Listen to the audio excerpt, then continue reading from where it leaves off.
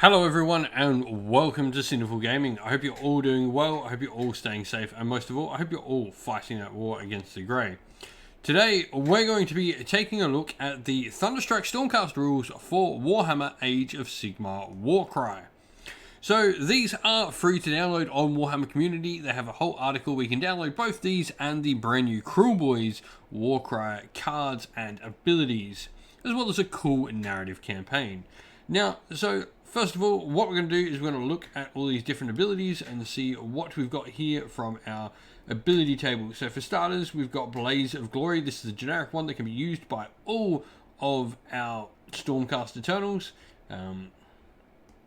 It is a double, so a fighter can use this ability only if they have 15 or more damage points allocated to them. They can make a bonus attack action. So effectively, when they start getting hurt, they can start making some attacks, which is really cool.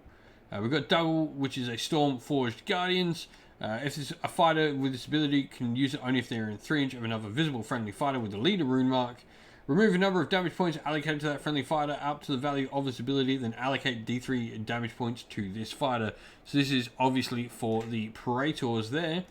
Then got Double, which is a Guiding Light. So this one is available to a couple of our different heroes. The Vigila Prime notably gets to use this. So after the fighter can use this ability, after it has made an attack action with a ranged weapon rune mark. The targeted unit is an enemy fighter until the battle. You add 1 to the attack characteristics of attack actions that target said fighter. Nice. Sort of like a good little light up spell to get rid of something bigger. And then got the darting attack ability. This fighter makes a bonus attack action, then they can make a bonus disengage action. This is of course for our little Griffhound buddy. And then got Vanquish the Horde. We roll a dice each time a visible enemy fighter within 3 inches of the fighter. On a 3 to 4, you allocate 1 damage point to the fighter being rolled for. On a 5+, allocate a number of damage points equal to the value of this ability. So this is the one used for our Crossed Swords ability. So this is, we've got our Vanquisher Prime here, and I'm assuming our Vanquishers also get this. Yes, they do. Nice. And then get Force of a Falling Star. This fighter makes a bonus move action. If this fighter finishes that move action within 1 inch of an enemy fighter, pick a visible enemy fighter within 1 inch of this fighter and allocate a number of damage points equal to the value of this ability. Obviously, this is used by our Annihilators, so they can shield smash, which is really cool. And then got the Thunderstike Stormcast leader abilities, Shock and Awe. Fighter can use this ability only if an enemy fighter has been taken down by an attack action made by this fighter. This activation, you can make a bonus move and attack. So this is cool. This is just our generic leader rune mark. We then got the Plant the Banner, so obviously for the new Vexlor, you can remove up to D3 damage points allocated to each friendly fighter within 6 inches of them. Cool, some nice solid healing there. For a double as well is really nice. A double Bolt from the Heavens, so this one here can be used by our Knight Arcanum. So we get to pick a visible enemy fighter within 18 inches of this fighter and roll a number of dice equal to the value of this ability. For each 4+, allocate 3 damage points. That's really nice. That is a really high double. That could be some serious wound output there, and if it spikes, it could be really deadly. I mean, imagine a 6. You know, you can do 6 times 3. You can do 18 points of damage at maximum with that ability. Pretty darn sweet. Purifying Incense from our Knight Relictor here. Until the end of the battle round, subtract 1 from damage points allocated by each hit and critical hit to a minimum of 1 from attack actions that target friendly fighters while they're within 6 inch of this fighter. So solid there, some nice defensive stuff. This will go really well with like Plant the Banner and doing some healing. See a Relictor and a Banner of the Apotheus Knight Vexillor in the same warband.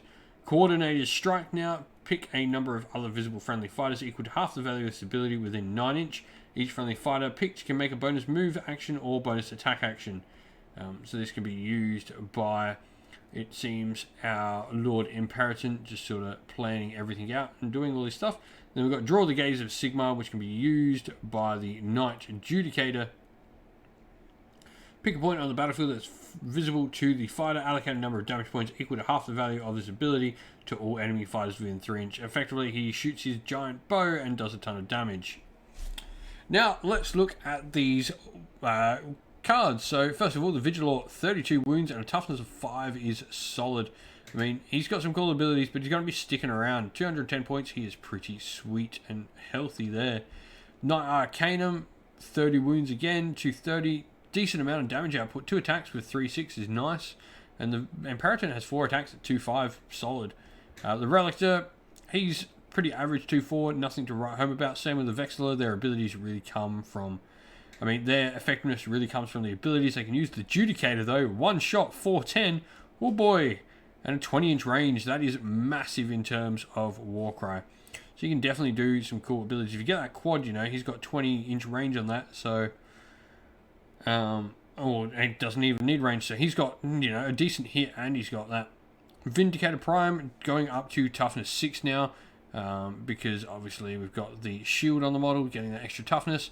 And Vanquisher Primes, all pretty stock standard there. 2/5 on the Vindicator though is not Vindictor, sorry, is nice. Vigila Prime, nothing too right home about really. 2/4 on their shooting weapon. They do have 3 shots though, which is nice. Or he has 3 shots at least. The Annihilator Primes, pretty sweet there. Strength 6 and Strength 5, toughness 7 and 6. They are absolute beasts. Really, really solid models there. They're almost better than like the main characters. I do think though, yeah, they're pretty solid. That toughness is going to make them so hard. Everything's going to be like 5s to wound them in the game. Praetor Prime. I don't know why you would take a Praetor Prime. Their main ability is from stopping other heroes dying, so I feel like you'd probably take lower Praetors really. And then we go Vindictor. 2/5 on their damage is pretty sweet. Toughness 6 is solid. And then we go looking at the other ones as well. So we've got Vanquisher, 2/4, and then they've of course got their cool ability. Toughness 5, toughness 7 and 6 on those Annihilators. Wow. They are just going to absolutely just take a pounding. And then Praetors are 22 wounds as well. How much was 30 for the Praetor Prime? Like I said, I'd just be taking regular Praetors to save my hero up. But Annihilators look absolutely devastating. 3/5 and 2/5 on their weapons. I think you go I think 6 is enough. I think you don't need the shields on them. In all honesty, I think the Grand Hammer ones would do it, and the extra damage is just going to be sweet with the 3 attacks. They're going to absolutely wreck. And then, of course, you've got your cool little ability, your cool little, you know, roll up a story table, which is really nice. So, solid stuff here for the Thunderstike Stormcast. What do you think, though, of all the Thunderstike Stormcast in Warcry? I'd love to get all your thoughts and opinions on them. Let us know in the comments below. Well, thank you all for watching the video. We hope you enjoyed it. If you did, please don't forget to leave a like and subscribe to the channel. And if you'd like to come chat more with me and other members of our fun little community here at Cinderful Gaming, you can do so by following the link in the description of the video to our Discord server. We're always on there. There's always someone chatting. You can go on there and have a good time. Next up, if you'd like to help support the channel in another way, you can do so by following one of the links to Patreon, YouTube members, or following a link to our merch store on Teespring and grabbing some merch to help support the channel in that way. But also, we'd like to give a shout out to everyone who helps support the channel via Patreon and YouTube members. So first of all, a big thank you to our Patreon members, Christian Weir, James, Soren, Chaos Spawn, AJC, Kenny Lowell, Outer and Shot First, James Crowder, Andrew Bowen, Nathan Fee, Tim Newman, The Rising Ape, Cure Dynamic, Agu, Anthony B, MJ, and Dynat226. And a special thank you as well to our YouTube members, Green Roots Gaming, Kenton Young, Steve T, The Real Zeop, Chris Wallace, Turai12, Vinny, Lock Lorick, Matt Mollum, Becca Kinsker Groupie, The Johnny84, and El Mapache. I'd also like to give a special shout out to Lady Witchfox Art, first of all, who does all the amazing artwork you see on the channel, and also to Xmorphic, who does an amazing job of running the Discord server and doing all the background work there for us. Thank you all for watching once again though. Stay safe everyone, stay well, and most of all, keep fighting that war against the Grey. Ciao for now.